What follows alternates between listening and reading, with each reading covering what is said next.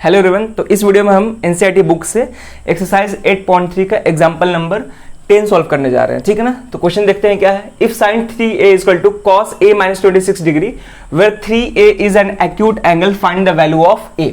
ठीक है। तो यहाँ पे हमको कुछ एक्सप्रेशन दिया गया है, इक्वेशन दिया गया है sin 3a equal to cos a minus 26 degree, और यहाँ पे पहले से बता दिया है कि 3a is an acute angle, यानी कि 3a क्या है, एक्यूट एंगल है, यानी कि वैसा एंगल जो 0 डिग्री से बड़ा हो, 90 डिग्री से कम, उसको एक्यूट एंगल से बोलते हैं। तो हमको फाइंड क्या करना है, वैल्यू फाइंड करना है किसका, a का वैल्यू फाइंड करना है। तो क्या करेंगे, बहुत ध्यान से देखेंगे। तो जो चीज पहले दिया गया है उसको लिखते हैं यहाँ पे। ठीक है। तो पहले जो चीज गिवन है उसको लिखते हैं। तो गिवन क्या है मेरा, sin 3a is equal to cos a minus 26 degree, ये दिया गया है। sin 3a equal to cos a minus 26 degree. अब ध्यान से देखें, हमको केवल a का वैल्यू निकालना है। ठीक है ना। तो a का वैल्यू निकालने के लिए हमको यहां से ट्रिगोमेट्रिक रेशियोज को हटाना पड़ेगा, एलिमिनेट करना पड़ेगा, यानी कि sin और cos को यहां से हटाना पड़ेगा।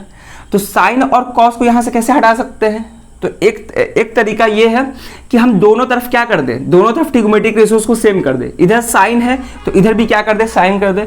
इधर कॉस है तो इधर भी क्या कर दे, कॉस कर दे। तो अगर हम दोनों तरफ ट्रिगोमेट्रिक रेशियोज को सेम कर देते हैं तो वहां से ट्रिगोमेट्रिक रेशियोज कैंसिल हो जाएगा, कैंसिल नहीं होता है। ठीक है ना। वहां से क्या होता है, एंगल्स इक्वल हो जाते हैं। जब दोनों तरफ ट्रिगोमेट्रिक रेशियोज इक्वल हो जाए तो उस केस में जो हमारे एंगल्स होते हैं वो भी क्या हो जाते हैं, आपस में इक्वल हो जाते हैं। ये थ्योरम पढ़ चुके हैं हम लोग। ठीक है। तो यहाँ पे एंगल क्या दिख रहा है, 3a दिख रहा है। यहाँ पे एंगल क्या दिख रहा है, a माइनस 26 डिग्री दिख रहा है यहाँ पे। तो अगर हम दोनों तरफ ट्रिगोमेट्रिक रेशियोज को सेम कर देते हैं तो एंगल्स आपस में इक्वल हो जाएंगे।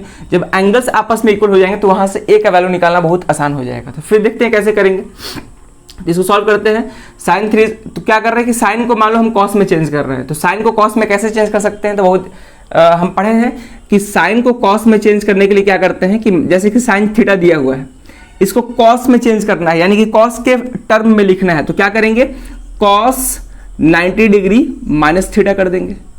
क्लियर यहाँ पे।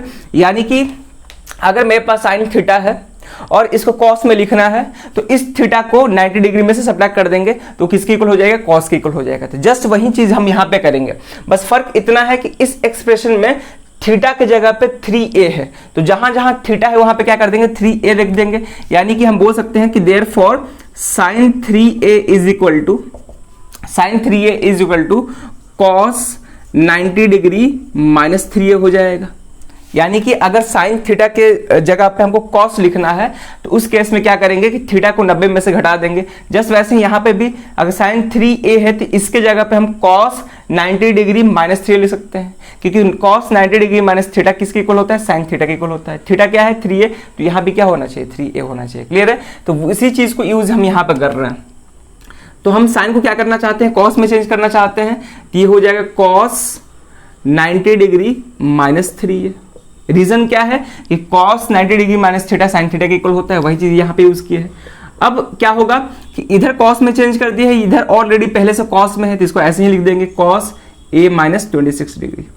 अब क्या हुआ कि इक्वल के दोनों तरफ ट्रिगोमेट्रिक रेशियो सेम हो गए, इधर भी cos इधर भी cos। तो उस केस में क्या होता है कि जो एंगल्स होते हैं वो आपस में इक्वल हो जाते हैं। तो हम लिख सकते हैं this implies 90 degree minus 3a।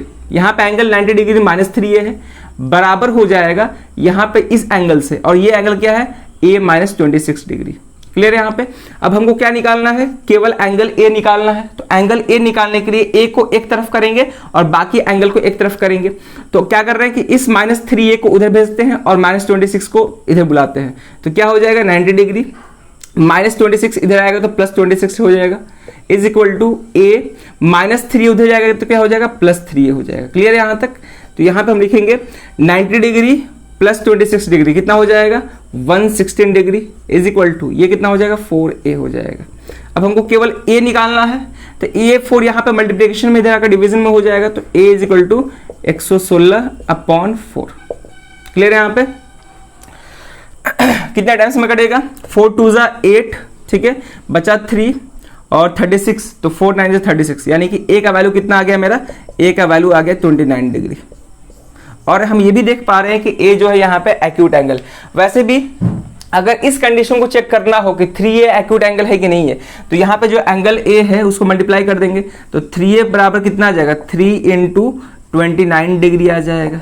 ये कितना हो जाएगा, 3 9 जा 27, कैरी ओवर 2, 3 2 जा 6 2 8, ठीक है 87 डिग्री। और 87 डिग्री क्या है, 90 डिग्री से छोटा है, यानी कि क्या है, एक्यूट एंगल है।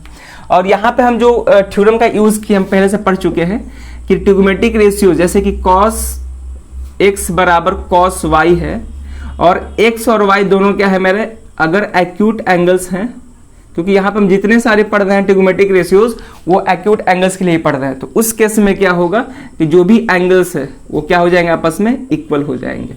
तो यहाँ पे x की जगह पे 90 डिग्री -3a था और y की जगह पे a -26 डिग्री था। क्लियर है यहाँ पे? चलो, तो हमको क्या करना था, हमको यही निकालना था कि a का वैल्यू कितना होगा, तो a का वैल्यू 29 डिग्री आ रहा है, यही मेरा फाइनल आंसर होगा। क्लियर है? तो ये एक अच्छा क्वेश्चन था। तो इस वीडियो में इतना ही, अब मिलते हैं नेक्स्ट वीडियो में नए क्वेश्चन के साथ। Thank you.